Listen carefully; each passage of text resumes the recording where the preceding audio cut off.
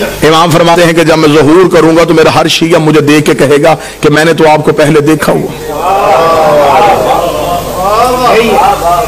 مولا فرماتے ہیں تمہارے اور ہمارے درمیان فاصلے نہیں صرف گمان ہے جو تمہاری طرف سے ہے۔ مولا فرماتے ہیں میرے شیعہ اور مجھ تک پہنچنے کے لیے جو سب سے پہلا ایک وسوسہ ابلیس میرے ماننے والے کے دل میں ڈالتا ہے وہ یہ ہے کہاں وہ کہاں ہم۔ معصوم فرماتے ہیں یہ پہلا خیال ہے جو ابلیس اس کے ذہن میں ڈالتا ہے۔ مولا نے پھر اسی خیال کا جواب دیا۔ مولا نے فرمایا اگر تمہارا یہی معیار ہے کہ کہاں ہم کہاں تم ہم سے مل نہیں سکتے، اگر یہی منزلت ہوتی کہ تم ہم سے ملنے کی وجہ تمہارا اور ہمارے درمیان یہ ہوتا تو کبھی بھی ہم اپنی محبت تمہارے دلوں میں نہ ڈالتے۔ ایک شیعہ نے مولا سے توقیع میں پوچھا، اسے کہا مولا میں ملنا چاہتا ہوں۔ مولا فرماتے ہم ملتے ہیں تم پہچانتے نہیں۔ اسے مولا کم ملتے ہیں؟ مولا فرماتے اکثر تم روتے روتے خاموش ہو جاتے ہو، تمہیں خبر ہے تمہیں وہ تسلی دینے والے ہم ہوتے ہیں، تمہیں وہ دلاسا دینے والے ہم ہوتے ہیں۔ امام سے ملنے کا رابطہ ہموار کیجئے، امام تک جانے کا تعلق دیکھیے۔ کسی باپ کا بیٹا گھر نہ آئے تو اسے نیند نہیں آتی، اور ہمیں خبر ہے کہ ہمارا امام زمانے میں موجود ہے۔ ہم میں سے کون ہے جو امام کو ڈھونڈنے کی کوشش کرتا ہے؟ اب ایک لمحے کے لیے یہ گفتگو سنجیدہ پہلو میں آئے گی، لیکن مجھے آپ سے 4 دن سے داد بھی لے چکا ہوں، دعا بھی لے چکا ہوں۔ یہ پیغام ہے اللہم صلی علی محمد و علی محمد۔ میں نے گھر کی مجلس میں بھی یہ گزارش کی تھی کہ کہیں ہمارا یہ امام کو بلانا کہیں یہ کوفے والا خط تو نہیں؟ خطوط تو کوفیوں نے بھی لکھے تھے امام کو بلانے کے لیے۔ ہمیں امام سے صرف امام کا انتظار نہیں کرنا، امام کے رستے کو ہموار بھی کرنا ہے۔ توجہ آپ صاحبان فرمائیں گے سرکار۔ ہمیں امام کا صرف انتظار نہیں، رستہ بھی ہموار کرنا ہے، امام سے ملاقات بھی کرنی ہے۔ امام نے تو اپنا ایڈریس بتا دیا کہ میں کب اور کہاں ہوتا ہوں۔ اب اس سے زیادہ امام کو کون شیعہ ہے جو کہے کہ مجھے اب ڈھونڈنے میں مشکل ہے؟ امام نے فرمایا ہفتہ والا دن مجھے ڈھونڈنا ہو تو مسجد کوفہ میں آنا، اتوار کو میں مسجد سہلہ میں ہوتا ہوں، سوموار کو میں بقیہ کی قبروں پہ ہوتا ہوں، پھر میں مسجد جمکران میں ہوتا ہوں، شب جمعہ میں کربلا میں ہوتا ہوں، جمعہ میں امیر المومنین کے حرم میں ہوتا ہوں۔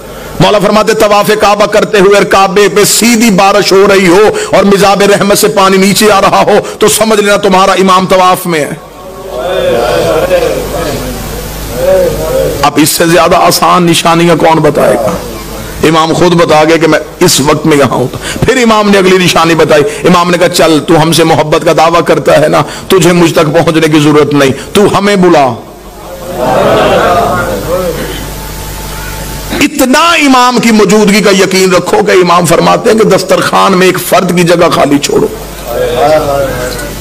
تمہارے گھر میں بچے پوچھیں گے جگہ کس کے لیے تو کہہ دینا ہمارا امام موجود ہے۔ عرب کی ایک مستور برقع پہن کے سوتی تھی، مستورات نے کہا کیوں برقع پہن کے سوتی ہے؟ اس نے کہا امام کا ظہور ہو گیا، برقع ڈھونڈوں گی یا امام کے لشکر میں جاؤں گی؟ ملاقات با امام زمانہ حسن ابتہی 2 جلدوں میں کتابیں لکھی ہوئی ہیں۔ کتنے لوگ ہیں جو امام سے ملاقات کر چکے ہیں؟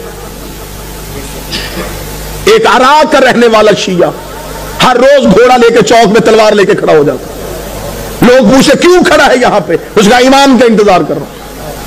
لوگوں نے اسے پاگل تصور کرنا شروع کر دیا۔ ایک دن کسی نے مذاق میں کہا تو یہاں کھڑا ہے، امام تو وہاں آ چکے ہیں۔ اس نے اپنے گھوڑے کا رخ موڑا، دوڑا اور پھر کبھی بھی واپس نہ آیا۔ یقیناً وہ امام کے لشکر میں شامل ہوئے۔ امام تو ہمارے اتنا قریب۔ ایک شخص نے ایک عارف سے آ کے شقیق نے کہا کہ میں مولا سے ملنا چاہتا ہوں، مجھے کوئی عمل بتائیے جو میں کروں اور امام سے ملاقات ہو۔ موضوع پسند ہے سرکار؟ یا علی مشکل مجھے کوئی عمل بتائیے میں مولا سے مل سکوں۔ انہوں نے کہا عمل یہ ہے کہ رات کو تیز نمک والا کھانا کھا کے سونا۔ اس نے کہا کیوں؟ فرمایا بس تیز نمک والا کھانا کھا کے سو گیا، صبح آیا میں سو گیا تھا دی رات لیکن زیارت نہیں ہوئی۔ اس نے کہا خواب میں کیا دیکھتا رہا؟ اس نے کہا پانی۔ اس لیے میرے دل میں پانی کی طلب تھی. اس نے کہا جتنی طلب تیرے دل میں پانی کی تھی اتنی امام کی کر ملاقات ہو جائے گی. شدت پیدا کر امام سے ملنے کی, خواہش پیدا کر امام سے. ایک شخص کو خبر ہوئی کہ کربلا میں مولا امام حسین کے حرم میں جو 40 روز زیارت عاشورہ پڑھے امام اس سے مل لیتے ہیں.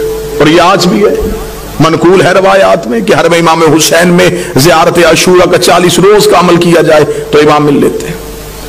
وہ 40 روز زیارت عاشورہ کا عمل کرنے کے لیے چلا گیا. جیسے جیسے دن گزرتے گئے ذہن میں اعتماد ختم ہوتا رہا کہ نہیں, ملاقات نہیں ہو سکتی, میں اس قابل نہیں ہوں, میں گنہگار ہوں, وہ مجھ سے نہیں ملیں گے. بس یہ اعتماد کم ہوتا گیا. دن قریب آنے شروع ہو گئے, ذہن میں آیا گھر واپس چلا جاؤں, بچے اکیلے ہوں گے, کاروبار تباہ ہو رہا ہوگا. گھوڑے میں بیٹھا اور حدود حرم سے نکلا. جب وہ کربلا سے نکل رہا تو گھوڑا سوار اس کے ساتھ چلا. گھوڑا سوار کی آواز آئی, کہاں جا رہا ہے؟ کہنے لگا کوفہ. کس رستے سے جائے گا, خشکی کے یا فرات کے؟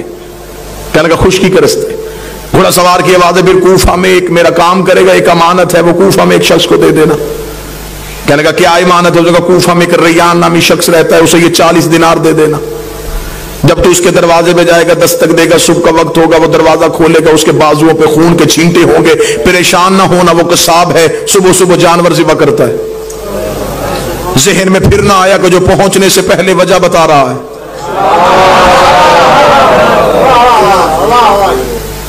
اور یہ مولا سے ملاقات کا عارفین کہتے ہیں کہ سب سے پہلا جو کام ہوتا ہے جب مولا سے ملاقات ہوتی ہے, سب سے پہلے دماغ کی سوچیں وہیں پہ رک جاتی. یہ حجت سے ملاقات کی سب سے بڑی نشانی ہے. دماغ وہیں پہ رک جاتا ہے. جب ملاقات ختم ہوتی ہے تو پھر وہیں سے شروع ہوتا ہے. اس لیے معراج کی رات ہر چیز وہیں کی وہیں رک گئی تھی.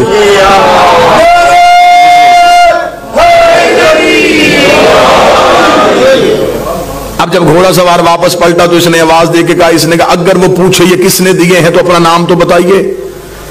گھوڑا سوار کی آواز ہے, کہہ دینا بقیہ نے دیے. میرے مالک کا لقب ہے بقیت اللہ. چلا گیا, جا کے کوفہ میں صبح پہنچا, اسی قصاب کے دروازے پہ دستک دی, اندر سے وہی شخص نکلا, بازوؤں پہ خون کے چھینٹے.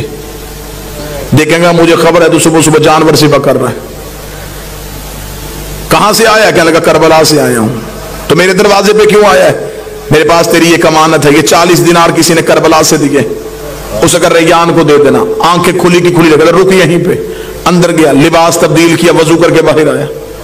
کہنے لگا زحمت ہوئی تجھے میرے دروازے پہ, میں معذرت چاہتا ہوں, تجھے اپنے دروازے پہ روک کے رکھا, میں لباس تبدیل کر چکا ہوں, وضو کر چکا ہوں, تھوڑی دیر کے لیے گھوڑے سے اتر, مجھے وہ آنکھیں چومنے دے جس سے تو نے مولا کو دیکھا ہے, مجھے وہ ہاتھ چومنے دے جس سے تو نے مولا کو ہاتھوں کو ہاتھ لگائے. یہ پریشان ہو گیا تھا, کون سے مولا؟ اسے کہا یہ کیا تمہیں صاحب الامر نے نہیں دیے؟ کہنے لگا کون سے صاحب العصر؟ کیا وہ امام زمان تھے؟ اسے کہا تو وہاں مل کے آیا, تجھے پتہ ہی نہیں؟ مجھے جو جب بھی کوئی مشکل ہوتی ہے میں انہی کو بلاتا ہوں. میں نے تو ابھی رات کو کہا تھا مولا 40 دینار کا قرضہ ہے, مجھے واپس دینا ہے. صبح سے پہلے اس نے واپس بھیج دیا.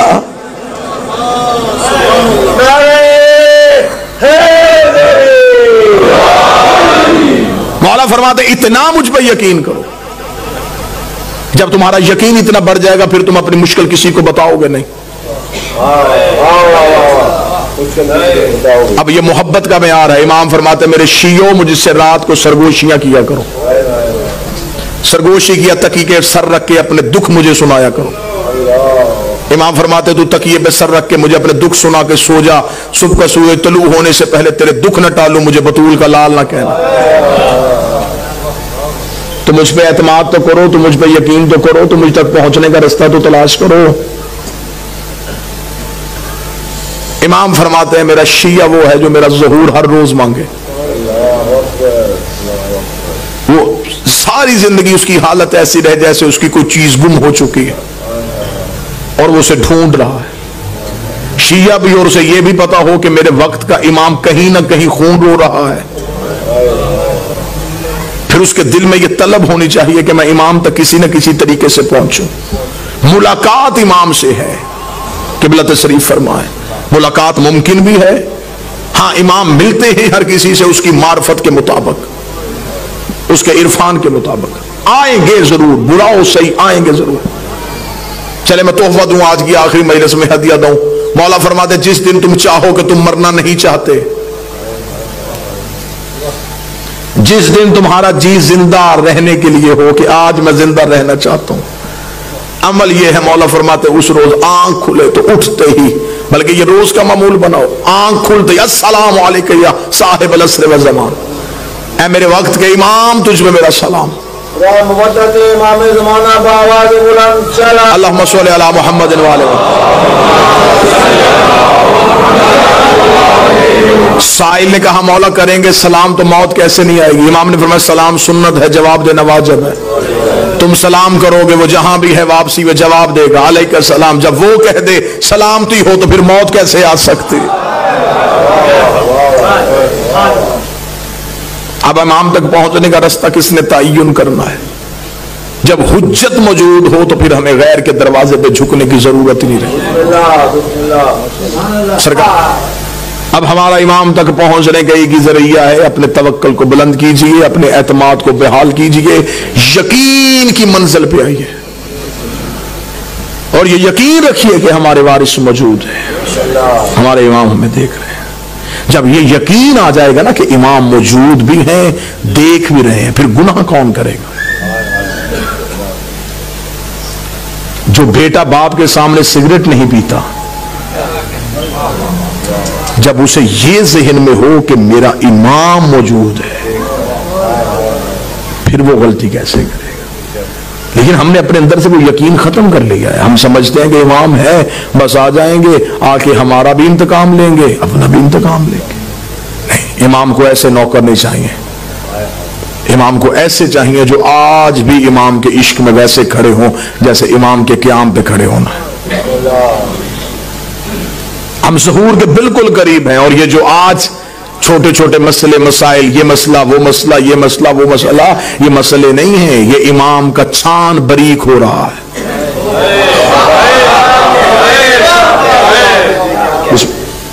وہ سب سے آخر میں گریں گے وہ 72 جیسے ہوں گے۔ مولا نے فرمایا ہمارے ظہور کے، میرے آخری بیٹے کے ظہور کے وقت سب سے مشکل چیز ہمارے شیعوں کے لیے ہوگی اپنے عقیدے کا تحفظ کرنا۔ مال چوری ہونے سے بچایا جا سکتا ہے، اور عقیدہ چوری ہونے کا خطرہ اس لیے بھی زیادہ ہو جاتا ہے جب چوکیدار ہی چوروں سے مل جائیں۔ عقائد حقہ کا تحفظ کرنا، ہم حجت کے قریب جا رہے ہیں۔ مولا فرماتے جب میرے شیعوں کے روزانہ کے اعمال میرے سامنے آتے ہیں تو آپ یہ جملہ سمجھیے گا، اور اس کے بعد پھر گناہ کرتے ہوئے ایک بات ذہن میں، یہ میری روایت کو ضرور آنے دیجیے۔ امام فرماتے جب میرے شیعہ کا گناہ میرے سامنے آتا ہے تو امام فرماتے اس ایک گناہ کو دھونے کے لیے مجھے اپنے آنکھوں کے آنسو لہو والے استعمال کرنا۔ مولا اپنے آنسوؤں سے اس شیعہ کے اس گناہ کو دھوتے، دھو کے کہتے ہیں میرے اللہ یہ مجھ سے محبت کرتا تھا، بے خبری میں گناہ کر گیا، اس لیے مولا نے فرمایا میرے شیعوں ہمارے لیے شہرت کا باعث بننا، میری آنکھ میں آنسو کا باعث نہ بننا۔